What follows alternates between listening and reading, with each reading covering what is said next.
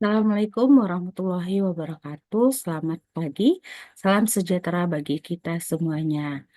Halo para mahasiswa Universitas Pembangunan Pancabudi, apa kabar? Tentunya sehat. Nah, perkenalkan saya Dr. Oktarini Kamila Sregar, SMSI. Saya dipercaya untuk mengampu mata kuliah Administrasi Publik. Nah, sebelum kita masuk ke materi perkuliahan, terlebih dahulu para mahasiswa mengenal 10 nilai tamadun Universitas Pembangunan Pancabudi. Nah, yang pertama itu adalah dalam kehidupan kampus dan pergaulan sehari-hari, seluruh sivitas akademi harus mampu menjadi masyarakat yang memiliki sopan dan santun yang tinggi. Nah, yang kedua adalah seluruh sivitas akademi melaksanakan pengajian Al-Quran secara berkala dan terukur dan menghormati dan peringati Hari Besar Islam serta berpakaian Muslim seminggu sekali pada hari Jumat. Yang ketiga, seluruh sivitas akademi harus mengamalkan piagam panca budi, mutiara hikmah, 7 nilai dasar yayasan, kebijakan mutu, visi dan misi serta semboyan Unpad yang diterapkan dalam proses belajar dan mengajar. Keempat, seluruh sivitas akademi mengamalkan kampus bersih, asri, dan lestari yang didasarkan atas pemahaman tentang budaya peradaban bersih dan budaya peradaban hemat energi. Nah, yang kelima adalah seluruh sivitas akademi dalam melakukan pekerjaan dan pelayanan wajib melaksanakan service excellent. 3S, senyum, sapa, dan salam. Serta wajib melaksanakan etika berkomunikasi yang baik antara pegawai, mahasiswa, dosen, dan pimpinan. Baik, selanjutnya yang keenam, Universitas Pembangunan Pancabudi memiliki warna-warna kebesaran antara lain putih, kuning, biru, coklat, hijau, merah, dan ungu. Nah, yang ketujuh, wajib menggunakan dan melestarikan simbol-simbol, ornamen, artefak dalam penataan lingkungan, bangunan, ruangan, baju, jaket alma mater, toga, dan pakaian-pakaian kebesaran lainnya, serta plakat cenderahati Unpad yang berdasarkan kepada budaya kearifan lokal serta memiliki nafas dan warna keislaman. Kedelapan, melestarikan istilah dan makna budaya dan menghargai para tokoh-tokoh yang berjasa pada Unpad dengan menabalkannya pada penanaman ruang-ruang di seluruh kampus. 9, seluruh siswitas akademi dalam melakukan segala tanggung jawab yang diberikan kepada seluruh setiap pegawai wajib melaksanakannya dengan sebaik-baiknya dan memiliki sifat mandiri serta bersedia meningkatkan kemampuan diri melalui pelatihan dan penguatan keahlian yang berwawasan internasional. Kesepuluh, untuk seluruh lebih mensosialisasikan dan memasyarakatan serta menyatukan semua tekad dalam pemahaman Unpad sebagai kampus tamadun mandiri maka ditetapkan sebagai buah logo Tamadun Mandiri sebagai pemersatu. Baik, nah visi dari Universitas Pembangunan Pancabudi itu adalah menjadi perguruan tinggi swasta yang terbuka berbasis religius dalam mengembangkan iptek yang bermanfaat bagi kemaslahatan umat. Nah, visi dari prodi akuntansi yaitu menghasilkan lulusan yang unggul di bidang ilmu akuntansi berdaya saing pada tingkat nasional dan internasional untuk kemaslahatan umat. Nah, misi dari Universitas Pembangunan Pancabudi yang pertama adalah melaksanakan pengabdian sesuai dengan piagam Pancabudi, mengabdi kepada Tuhan Yang Maha Esa, negara, nusa, bangsa, dan dunia. Yang kedua, mengembangkan iptek berdasarkan Al-Quran dan hadis, mencerdaskan kehidupan bangsa dengan menggali sumber-sumber ilmu yang berfaedah dalam bidang iptek dan imtak. Ketiga, melaksanakan pendidikan, pelatihan, dan pengabdian untuk bangsa dan negara Republik Indonesia yang mutunya dapat bersaing secara nasional dan internasional dalam fitrah pengabdian terhadap Allah Subhanahu wa Ta'ala. Nah, yang keempat, mendorong fungsi kekhalifahan dalam mewujudkan kebahagiaan hidup manusia dalam dimensi dunia dan akhirat. Nah, yang kelima adalah melestarikan sumber daya alam dan lingkungan serta kehidupan sesuai dengan syariat Islam. Selanjutnya, misi dari prodi akuntansi yang pertama adalah kualitas pendidikan, penelitian, dan pengabdian masyarakat di bidang akuntansi, sumber daya manusia dosen seperti kualifikasi akademik, sertifikat kompetensi internasional, jabatan akademik, sertifikat profesional, dan rekognisi tingkat internasional di bidang ilmu akuntansi. Nah, yang ketiga adalah sarana dan prasarana sesuai kebutuhan ilmu akuntansi berstandar internasional. Dan yang keempat adalah kerjasama secara nasional dan internasional sesuai bidang ilmu akuntansi. Nah, 7 nilai dasar yayasan yang pertama adalah menjaga kemurnian akidah, tauhid, dan melaksanakan syariat, sholat, zikir, dan lain. Yang kedua, bersyukur, bersukacita, dan tidak mengeluh. Tiga, rendah hati, sederhana, jujur apa adanya, memanfaatkan dan tidak marah. Empat, berpikir positif, berprasangka baik dan tidak bergunjing. Kelima, berbuat baik, mengubah dan respek. Keenam, berempati dan memberikan solusi, bukan mengkritik atau mencela. Ketujuh, patuh kepada pemimpin dan menaati peraturan. Nah, budaya Universitas Pembangunan Pancabudi yaitu adalah budaya peradaban bersih dan budaya peradaban hemat energi. Nah, kontrak belajar di sini ada 5. Yang pertama itu adalah etika, 10%, tugas, 10%, kuis, 10%, UTS, 30%, dan UAS itu adalah 40%. Nah, RPS dalam administrasi publik di sini akan kita pelajari di sini selama 1 semester. Yang pertama, kita akan mempelajari ruang lingkup administrasi publik, sejarah perkembangan dan paradigma administrasi publik, hubungan administrasi publik dengan ilmu ekonomi. 4, model-model administrasi publik. Keenam, nilai-nilai dalam administrasi publik. Ketujuh, dimensi dalam administrasi publik mampu menjelaskan administrasi. Yang kedua, 8 adalah konsep kebijakan publik. Kesembilan, karakteristik birokratis dan model layanan publik.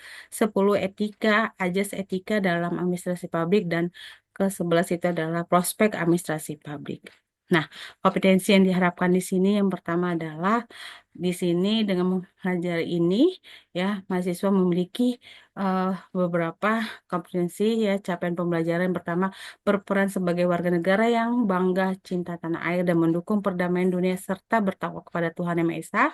Kedua, memiliki moral, etika, kepribadian yang baik dalam menyelesaikan tugasnya serta menghargai keanekaragaman budaya, pandangan, kepercayaan, dan agama serta pandangan ketemuan orisinal orang lain.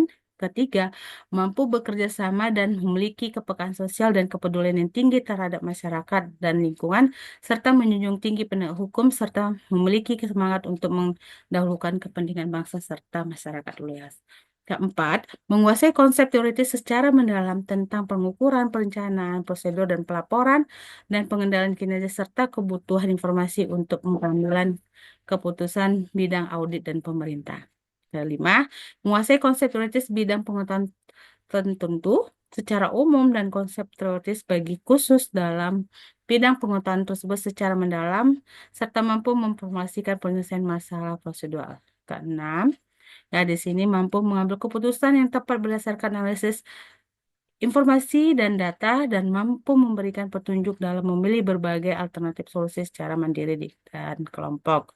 Ketujuh adalah mampu di bawah supervisi pengevaluasian bukti audit atas laporan keuangan entitas komersial sesuai dengan standar audit dan ketentuan perundangan yang berlaku dalam audit atas laporan keuangan baik bisnis dan pemerintah.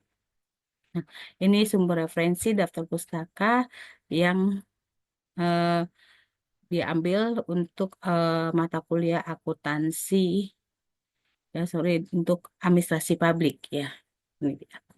Nah, baik kita masuk ke ruang lingkup administrasi publik. Nah, di sini ada beberapa istilah administrasi publik. Yang pertama itu adalah dia itu suatu konstitusi berkenaan dengan keputusan tentang apa yang diselenggarakan atau apa yang diberikan kepada rakyat. Sedangkan administrasi publik itu merupakan proses ya penyelenggaraan dari apa yang diputuskan. Nah, menurut si Chandra dan Plano ya tahun 1988, administrasi publik itu merupakan suatu proses di mana sumber daya dan personal publik diorganisir dan dikoordinasikan untuk mempromosikan, mengimplementasikan dan mengelola ya atau memanage keputusan-keputusan dalam kebijakan publik. Nah, jadi dari kedua penjelasan ini administrasi publik itu dapat kita simpulkan adalah seni dan ilmu yang ditujukan untuk mengatur public affairs dan melaksanakan berbagai tugas yang telah ditetapkan. Nah, jadi sebagai disiplin ilmu, administrasi publik bertujuan memecahkan masalah-masalah publik melalui berbagai, terutama di bidang organisasi sumber daya manusia dan keuangan. Nah, perspektif tentang administrasi publik, nah di sini ada tiga. Yang pertama, administrasi publik of public, ya administrasi of public, di mana bahwa mempersepsikan bahwa pemerintah adalah agen tunggal yang berkuasa atau sebagai regulator, masyarakat dianggap sebagai orang yang pasif, kurang mampu dan tunduk serta menerima apa saja yang dilakukan pemerintah. Nah, yang kedua yaitu adalah pemerintah berperan mengemban misi pelayanan publik. Pemerintah sudah lebih responsif tetapi belum berusaha menolong publik dan malah sebaiknya masih memperdaya publik. Nah, yang ketiga adalah pemerintah di sini berorientasi pada pemberdayaan masyarakat, lebih mengutamakan kemandirian dan kemampuan masyarakat. Nah, jadi pemerintah di sini berperan sebagai fasilitator dalam rangka empowerment gitu. Nah, definisi atau batasan administrasi publik. Nah, kalau kita lihat di sini ya, eh, hingga saat ini, kata ya, kesepakatan mengenai batasan administrasi publik ya itu belum ada. Nah, kalau kita lihat dari beberapa penjelasan atau hasil-hasil penelitian, contohnya si Presler ya, yang pertama administrasi publik, nah kemudian stimulus yang kedua 1990, ya batas administrasi publik sangat bervariasi katanya, yang mengacu pada si Dimok and Fox, ya bahwa administrasi publik itu adalah produk barang dan jasa yang direncanakan untuk melayani kebutuhan masyarakat konsumen. Nah, sedangkan menurut Barton dan Capel, nah bahwa administrasi publik itu adalah the work of government atau pekerjaan yang dilakukan oleh pemerintah. Nah, jadi penekanannya hanya terlibat personil dalam memberikan pelayanan dan publik. Nah, sedangkan Fis dan Russell, nah di sini ada 4 kategori ya dalam definisi administrasi publik, yaitu politik, legal atau hukum, manajerial, dan mata pencaharian. Nah, hubungan administrasi publik eh,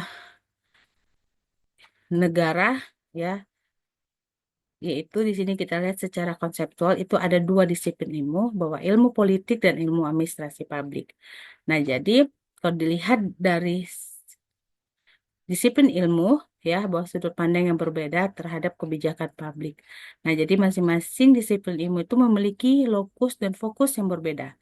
Nah, lokusnya itu ilmu administrasi negara, yaitu organisasi dan manajemen, sedangkan fokus ilmu administrasi publik negara adalah efektivitas dan efisiensi. Nah, sedangkan menurut konsep ilmu administrasi publik bahwa kebijakan ya ilmu administrasi negara, kebijakan publik itu berasal dan dibuat oleh pemerintah. Nah, jadi ini sebagai fungsi dinamis dari negara ya yang dituju untuk menciptakan efektivitas dan efisiensi pelaksanaan tugas-tugas pemerintah dan kenegaraan. Nah, kalau kita lihat di sini public policy dan ilmu politik, nah bahwa public policy dapat dipelajari untuk alasan ilmiah yang benar-benar murni. Nah, jadi dalam hal ini pemahaman itu tentang sebab akibat dari keputusan polis, yaitu yang dibuat dapat mengembangkan pengetahuan mengenai kehidupan sosial. Nah, public policy juga dapat dipelajari dengan tujuan politik. Nah, apa alasannya? Karena untuk meyakinkan agar diperolehnya suatu kebijaksanaan yang tepat dalam rangka mencapai tujuan yang tepat pula. Nah, selanjutnya, public policy juga dipelajari dengan alasan yang profesional. Nah, jadi memahami sebab akibat dari public policy, nah berarti sama halnya memberikan kepada kita yang mengamalkan pengetahuan sosial untuk memecahkan masalah-masalah praktis. Nah, jadi public policy dan birokrasi secara pokok menetapkan garis besar dalam memecahkan permasalahan masyarakat yang tidak terlepas dari institusi pemerintah. Nah, ruang lingkup administrasi publik di sini kita lihat ada dua cara yang melihat ruang lingkup administrasi publik, yaitu kementerian yang ada di suatu negara, ya, itu menurut si Nikos Henry bahwa memuat topik pertama organisasi publik, itu model organisasi dan perilaku birokrasi. Kedua, manajemen publik. Nah, ketiga adalah implementasi pendekatan terhadap kebijakan publik dan implementasinya ke privatisasi, administrasi antar pemerintah dan etika birokrasi. Nah, sedangkan menurut si James ya dan teman-teman bahwa ada berbagai tantangan bagi administrasi publik dan bagaimana administrasi publik itu seharusnya menyesuaikan diri. Sistem administrasi dan organisasi yang efektif, usaha memperkuat hubungan badan legislatif, badan yang diangkat atau dipilih dengan masyarakat, bagaimana menyusun kebijakan dan program secara sukses, administrasi perpajakan dan anggaran efektif, manajemen SDM, kemudian bagaimana memperbaiki operasi dan pelayanan publik, dan bagaimana praktek administrasi publik yang profesional dan etis. Nah, ruang lingkup administrasi publik, nah di sini yang pertama berdasarkan dimensi kebijakan, nah yang kedua dimensi kerja, yang ketiga adalah dimensi lingkungan, keempat dimensi manajemen, yang kelima adalah dimensi organisasi dan dimensi etika. Nah, yang paling penting di sini adalah dilihat bahwa tujuan dari administrasi publik adalah untuk memecahkan masalah publik melalui perbaikan-perbaikan, terutama di bidang organisasi, sumber daya manusia, dan keuangan. Jadi pandangan melalui 6 dimensi inilah yang diharapkan pejabat publik dapat mempercepat dalam pengambilan setiap kebijakan publik secara tepat dan akurat sesuai dengan kebutuhan publik. Nah, kita lihat di sini hubungan antar dimensi administrasi publik. Nah, kalau kita lihat pertama ada bahwa dimensi moral dan etika itu memiliki hubungan dengan dimensi kebijakan dan manajemen. Nah, kemudian dimensi itu juga berhubungan dengan dimensi organisasi. Nah, dimensi organisasi ini berkaitan dengan dimensi lingkungan dan dimensi akuntabilitas kinerja. Nah, kita lihat di sini peran administrasi publik yang pertama adalah kondisi ekonomi suatu negara sangat bergantung kepada dinamika administrasi publik. Yang kedua, administrasi publik sangat berperan dalam menjaga kepercayaan publik. Nah, yang ketiga itu peran administrasi publik sangatlah vital dalam membantu memperdayakan masyarakat dan menciptakan demokrasi. Dan terakhir adalah sangat menentukan kestabilan, ketahanan, dan kesejahteraan suatu negara. Perbedaan administrasi publik dengan administrasi swasta. Nah, sini kita lihat yang pertama, di administrasi publik melayani kepimpinan publik, sedangkan di administrasi swasta melayani kepentingan swasta atau pribadi. Nah, di administrasi publik tidak mengenal adanya not profit oriented, sedangkan di administrasi swasta itu ada profit. Nah, kemudian di administrasi publik lebih menekankan rasionalitas berdasarkan administratif main model, sedangkan di administrasi swasta itu lebih menekankan rasionalitas berdasarkan economic main model. Nah, terakhir administrasi publik harus mempertimbangkan nilai lain seperti keadilan dan tanggung jawab terhadap publik atau demokrasi, responsibility, dan accountability. Sedangkan di administrasi swasta bahwa lebih mendapatkan sentuhan pasar, lebih otonom, dan kurang mendapat pengaruh politik. Baik, terima kasih. Nah, jadi berikut materi yang kita sampaikan pada hari ini. Maka ketemu lagi di video selanjutnya. Tetap semangat untuk para mahasiswa saya. Assalamualaikum warahmatullahi wabarakatuh. Selamat pagi.